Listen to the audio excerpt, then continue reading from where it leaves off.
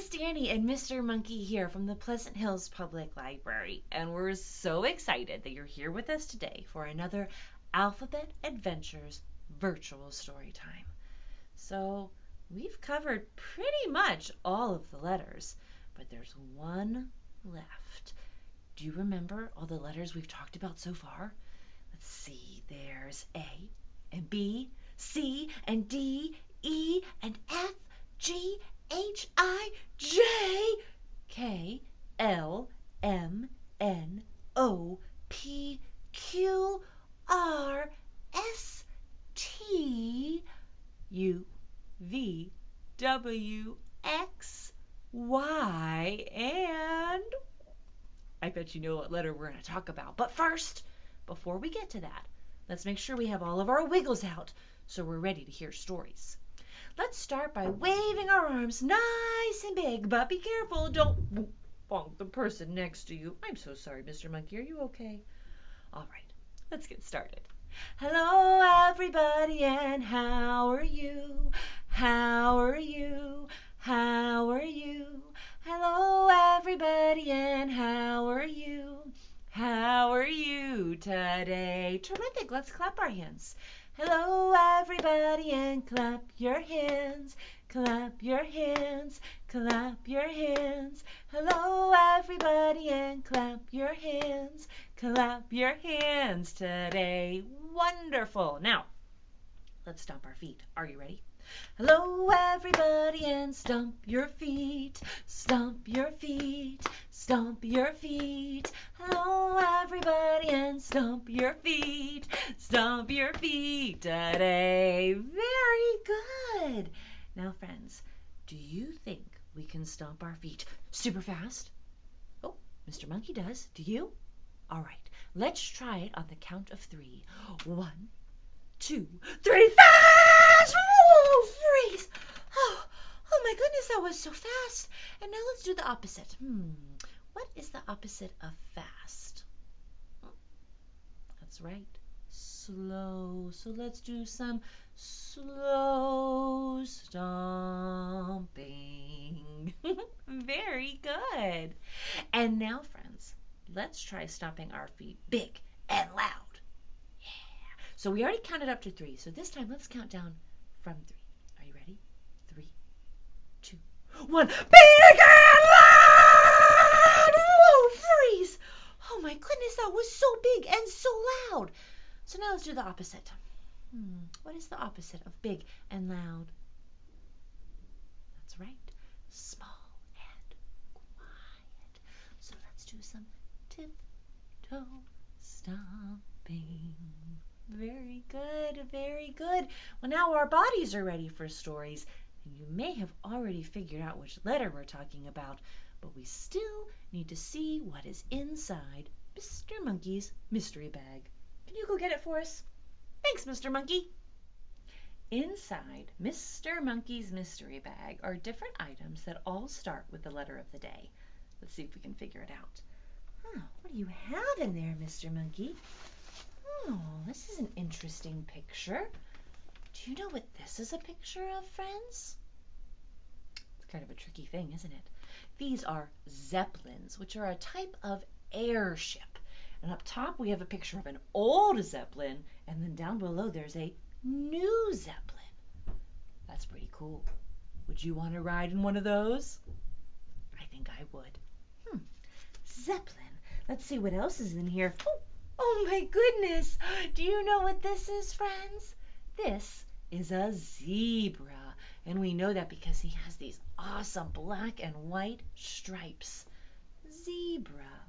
Wonder what letter he starts with. There's another picture in here, friends. Oh, how pretty. Do you know what this is, friends? If you said flowers, you're not wrong. They are flowers, but these are zinnias. They're a special kind of flower, and they come in lots of different colors like you can see here. There's red and pink and purple and white. Sometimes they're even yellow, and they're very pretty. Zinnias. There's one more thing in here. Oh my goodness. Do you know what this is, friends? This is a zucchini. Zucchini is a type of vegetable that you can eat. Have you ever had one before? They're pretty good. Zucchini. So have you figured out what our letter is yet, friends? It's Z! Z for zebra. And if you notice, our zebra has zigzag stripes, which are two other fun Z words. And these action lines make it seem like he's zooming, which is another fun Z word. Now, zebras are known to live in Africa in the savannas, but you can see them nearby at the zoo. Zoo is another fun Z word. Can you think of any other words that start with Z? Zipper. Do your clothes have any zippers? They zip up and they zip down. And also the number 0, that starts with a Z as well. Can you think of any other words that start with Z? The letter Z makes kind of a Z sound. Z, Z, Z. It's a fun sound to make, isn't it? Let's practice it using the items in our mystery bag. Do you remember what our first item was? Picture of a zeppelin. Z, Z, zeppelin. Z, Z, zeppelin. Very good, friends. And what about our zebra? Z, Z, zebra. Z, Z, zebra. Very good. And what about those pretty flowers, those zinnias? Z, Z, zinnia. Z, Z, zinnia. Very good. And one more. Do you remember what it was? Our yummy zucchini. Z, Z, zucchini. Z, Z, zucchini. Very good. So all of our stories and songs today will feature the letter Z.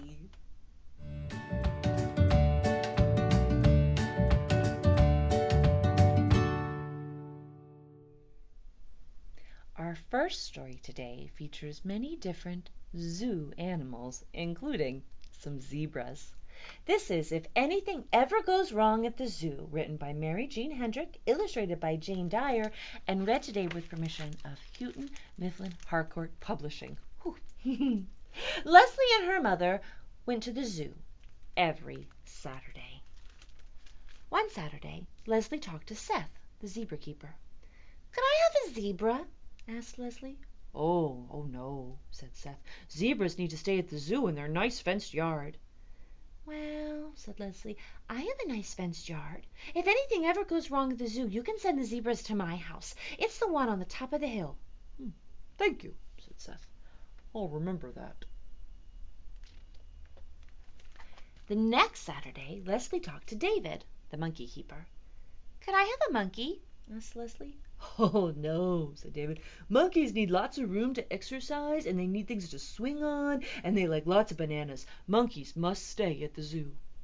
"Well," said Leslie, "I have a very large swing set, and we always have lots of bananas. If anything ever goes wrong at the zoo, you can send the monkeys to my house." "Thank you," said David. "I'll remember that." Well, the next Saturday, Leslie watched the elephants. "Could I have an elephant?" Leslie asked Joanna, the elephant keeper. "Oh, no," she said. "You need a very large place to put an elephant."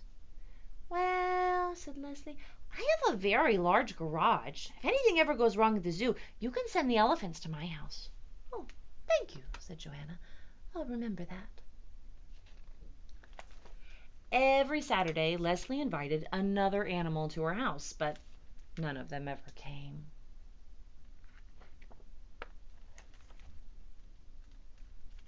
It was raining when Leslie and her mother went to bed, and they had not been in bed long when the doorbell rang. "Hurry, hurry!" a voice called. "Something's gone wrong at the zoo." Leslie's mother opened the door, and there was Seth, the zebra keeper, with 5 zebras. "The zoo is flooding," Seth said. "Is this Leslie's house?" "Why, yes, it is," said Leslie's mother. "Oh, thank you," said Seth. And he put the zebras in the backyard. And then a truck pulled into the driveway. Joanna, the elephant keeper, rolled down the window and called through the rain, "Is this Leslie's house?" "Why, yes, it is," said Leslie's mother. "Oh, how can we ever thank you?" Joanna shouted as she put 3 elephants in the garage. When Leslie and her mother went back into the house, David was at the door. Is this the house where Leslie lives, right?" he asked. "Why, yes. Yes, it is," replied Leslie's mother. "I thought so. I saw the zebras," David said. "I put the monkeys on the swing set. Thank you." He smiled. And then he was gone. All night long, animals came. There was a lion in the closet. An alligator splashed in the tub. Goats nibbled on the bed pillows, and ostriches raced down the hall. "They're very noisy house guests," said Leslie's mother. Yes, even worse than Mary Ellen, agreed Leslie. In the morning, the rain had stopped. The zookeepers came to take all the animals back to the zoo. Seth was the last to arrive, and he came to the front door. "Thank you, Leslie," he said. "I'm glad I remembered that if anything ever went wrong with the zoo, we could bring the animals to your house." He and the zebras followed the monkeys down the hill. "Leslie, did you invite all those animals to our house?" "Why, yeah, Mom," admitted Leslie, "but only if anything ever went wrong at the zoo." "Well," said her mother, "the next time you invite friends home, would you check with me first? We wouldn't want anything to ever go wrong at our house." And Leslie promised. Isn't that silly? Can you imagine having zoo animals in your house? Do you think an alligator would fit in your tub? And now, friends, we are going to sing a fun song where we are pretending to zoom to the moon in a rocket ship. So while we're singing the zoom, zoom, zoom line, you can move your hands up and down like this. And when we're climbing aboard our rocket ship, we'll climb like this. And when it gets time to count down, we will scrunch down until it's time to blast off like this. Are you ready? Zoom, zoom, zoom, we're going to the moon. Zoom, zoom, zoom, I think we'll get there soon. If you want to take a trip, climb aboard my rocket ship, 'cause zoom, zoom, zoom, we're going to the moon. In 5, 4, 3, 2, 1, blast off! Wasn't that a fun song? Let's sing it one more time, in case you hadn't heard it before. Now you know the words, so you can sing it with me. Are you ready? Zoom, zoom, zoom, we're going to the moon. Zoom, zoom, zoom, I think we'll get there soon. If you want to take a trip, climb aboard my rocket ship, 'cause zoom, zoom, zoom, we're going to the moon. In 5, 4, 3, 2, 1, blast off! Good singing, friends! Our next story features a little girl named Zinnia, after those flowers we talked about, and her beautiful flower garden where zinnias grow. This is Zinnia's Flower Garden, written and illustrated by Monica Wellington, and read today with permission of Penguin Random House. Here she is. Spring had arrived. Zinnia is getting her garden ready for planting. She digs up the soil and turns it over with her shovel. She takes out stones and rakes the dirt smooth, and the warm sun feels good as she works. Zinnia carefully plants many kinds of different flower seeds in rows, and she covers the seeds with dirt and pats it all down very gently, and she sprinkles the ground with water. So you can see she's got sunflowers, zinnia, marigolds, cosmos, black-eyed Susans, aster seeds, some sweet peas down there. Zinnia waits for the seeds to sprout. The seeds need the sun to shine, the rain to fall, and many days to pass. It's hard to wait so long for her seeds to grow. Every day Zinnia checks her garden to see if anything's happened. But look, the first seedling is poking its way up through the dirt. There it is. Now Zinnia's garden is full of green sprouts growing towards the sun.